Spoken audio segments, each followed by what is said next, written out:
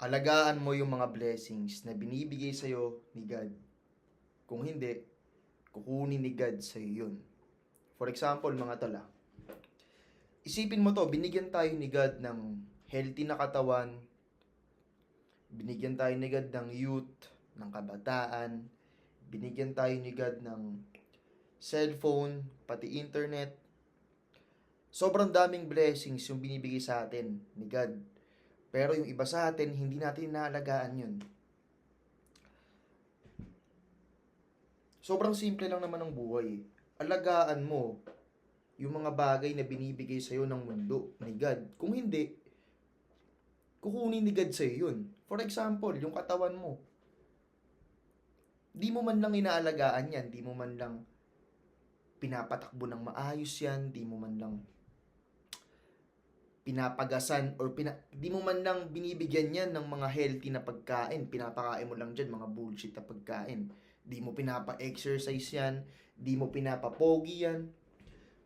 Parang kotse lang yan. Isipin mo, bumili ka ng kotse. Tapos yung coaching yun, brand new na kotse binigyan ka ng kotse, brand new. Tapos hindi mo pinapakarwasyan, yung pinapagas mo sa kanya, mumurahin na gas, alam mo yun, pinakanetoy na gas na walang bitaw. Tapos yung loob nun, nag-iossi ka, di mo inaalagaan, di mo change oil, ano mangyayari dun? Masisira yung sasakyan yun, di ba? Kukunin sa'yo. Ganun din dapat sa katawan natin, sa buhay natin. Yung katawan mo, parang sasakyan yan eh. Dapat pinapakain mo yan ng mga healthy na pagkain. Dapat pinapaandar mo yan. Diba? Dapat nag-workout ka, tumatakbo ka. Isipin mo kotse, di mo pinapatakbo. Sira yun.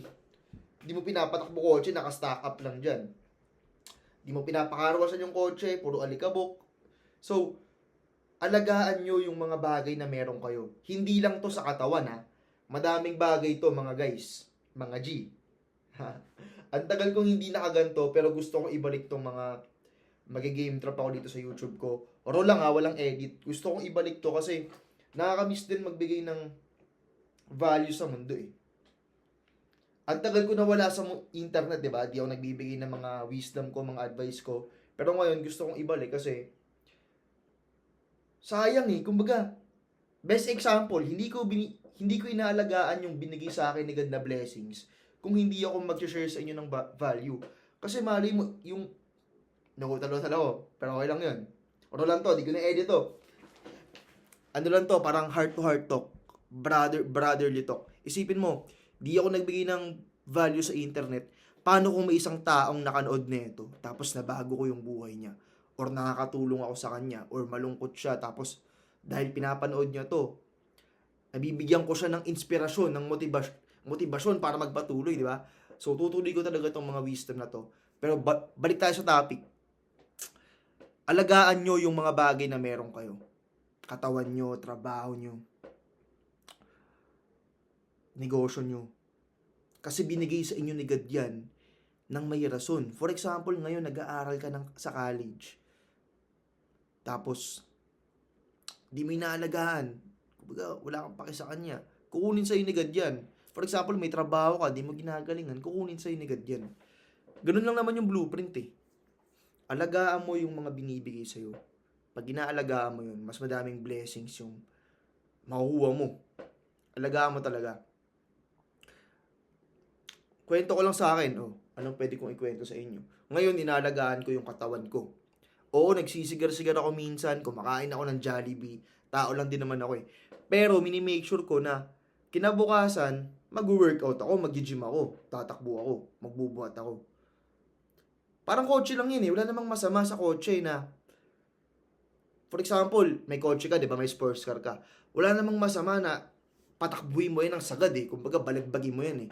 Basta kinabukasan, change oil mo siya, check mo yung ano niya, kung okay pa siya, kakarwasan mo. Ganon din sa katawan natin, sa buhay natin. Okay lang mag-enjoy. Walang masama mag-enjoy. Basta binabalanse mo. Para sa akin, ang best balance is 20-80. 20% ka nag-enjoy, 80% mong inalagahan. Hindi pwedeng 50-50. Kasi isipin mo, Monday to Wednesday kang kumakain ng Jollibee. Tapos Thursday to Linggo, mag-workout ka. Wala din yun. Mas maganda na kain ka weekends, kain ka Sabado, Linggo, gusto mong kainin, huwag ka mag-workout. Basta Monday to Friday, mag-workout ka. Tapos kumain ka ng malinis kahit papano. Gets nyo ba ako? Alagaan nyo yung mga bagay na binibigay sa inyo ni God kasi kukunin sa inyo yan. Paano kukunin yan? For example, sa katawan na lang. Pinakamadaling example katawan eh. Pero pwede ko rin gawing example yung negosyo nyo, yung school nyo, o yung trabaho nyo. Pero katawan pinaka the best. For example, okay, di mo inaalagaan katawan mo. Binigyan ka ni God ng healthy na katawan, tapos di mo inaalagaan. Isang taon kang di nagwo-workout, puro yosi, di nagwo-workout, puro vape, puro chill ka lang dyan, di ka man lang tumatakbo, di ka man lang nagbubuhat, di ba? Wala talagang pag-aalaga sa katawan. 1 year, 2 years, 3rd year, 4th year, 5 taon, bigla ka nagkasakit, malubha. Ayun na, kinukuha na sa'yo yung sinisingil ka na. Di mo inaalaga ang katawan mo eh. Sobrang simple lang naman ang buhay. Alagaan mo yung mga bagay na meron ka. Kung ngayon napapanood mo to, nanonood ka ng mga motivational videos, syempre, mga educational na makakatulong sa'yo. Ibig sabihin, ginagamit mo yung cellphone mo sa tama. So, pagpatuloy mo yan. Gamitin mo yan sa tama, wag mong gamitin yan para manood ng mga bold, di ba? Yung may ibang mga tao ginagamit yung cellphone para manood lang ng bold, mag-ML. Isipin mo yun? Kumbaga sobrang makapangyarihan na itong cellphone na to, guys eh. Sobrang makapangyarihan. Alam nyo ba tawag ko dito, guys? Money making machine. Ayun yung tawag ko sa cellphone ko. May isa ako dalawang money making machine dito, di ba? Dalawang money making machine. Itong laptop ko rin, money making machine. Ganun ko siya tignan. Hindi ko siya tinitignan bilang entertainment lang. Hindi. Money making machine ko to. Inaalagaan ko cellphone ko. Kaya ayun, patuloy akong bine-bless ng universe ni God.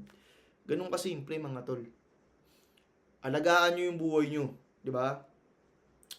Ano pa ba? Ayun lang naman gusto kong ibigay na topic sa inyo. Ano bang pwede kong makwento sa inyo? Kasi, rolan talaga to eh. Rekta post ko na to. Diba? Ayun lang, ending ko na to. Alagaan nyo yung mga bagay na meron kayo para hindi sa inyo kunin ni God yan. Tsaka pag inalagaan nyo yan, mas lalo kayong i-bless ni God. Isipin mo, eto ender to, malapit na ender to. Isipin nyo to. Ikaw mismo, may binigyan ka ng kotse. May binigyan kang kotse. Ngayon, dalawa silang binigyan mo. Si A pati si B. Si A, inaalagaan niya yung coaching yun. Pinapakarwash niya. Laging malinis. Pinapa-change oil niya. Si B, wala siyang pake. Puro gasgas na. Di niya change oil. Ang pangit na ng takbo. Puro alikabok. Puro gasgas. Sa loob, ang baho. After 1 year, nakita mo silang dalawa. Nakita mo si A na malinis yung kotse, natuwa ka sa kanya. Nakita mo si B na apakapangit ng kotse, apakadumi na. Diba? Binigay mong brand new pero sira-sira na, andar ang pangit. Ngayon, humiling silang dalawa. Gusto ko ulit ng kotse. Yun yung hiling nila. Gusto ko ulit ng kotse. Sinong bibigyan mo? Bibigyan mo ba yung taong di inaalagaan yung coaching yun? O yung lalaking inaalagaan niya yung kotse niya? Siyempre, bibigyan mo yung inaalagaan niya. Kasi masarap magbigay sa taong inaalagaan yung mga bagay na meron siya. So, ikaw, kung hiling ka ng hiling, Lord, gusto ko magkakotse, magkamotor, magkamilyon. Pero mismong katawan mo, di mo maalagaan. Mismong ipin mo, mismong cellphone mo, di mo ginagamit sa tama. Kwarto mo, di mo inaalagaan.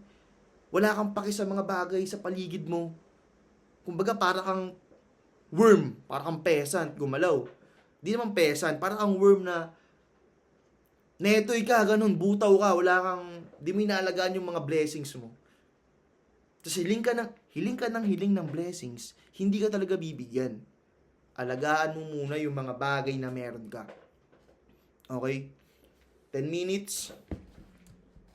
Soprano C. Alagaan mo yung mga bagay na meron ka. Peace out, boys.